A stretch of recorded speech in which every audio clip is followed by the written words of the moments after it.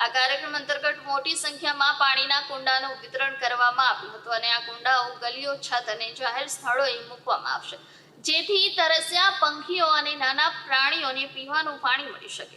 આ દાન અભિયાનમાં પાંડેસરા પોલીસ સ્ટેશનના પોલીસ ઇન્સ્પેક્ટર અને તેમની ટીમે સક્રિય ભાગ લીધો હતો।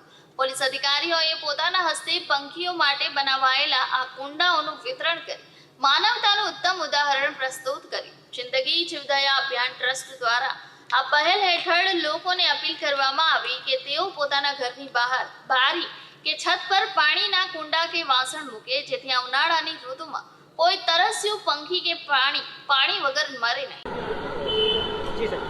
ઉનાળાની ગરમીની શરૂઆત થઈ ચૂકેલ હોય જે અનુસંધાને જિંદગી દયા અભિયાન તથા પાંડેસરા પોલીસ દ્વારા કુંડા વિતરણનો કાર્યક્રમ કરેલ છે। જાહેર જનતાને અપીલ કરવામાં આવે છે કે પોતાના અગાસી અથવા ગાર્ડનની અંદર એક કુંડા મૂકવામાં આવે, જેથી કરીને અબોલા પંખીઓનો જીવ બચી શકે। પોતાના અગાસીમાં તથા ઘર આંગણે આ રીતના કુંડા મૂકવામાં આવે તો અબોલા પંખીઓને પાણી મળી શકે અને પોતાનો જીવ બચી શકે।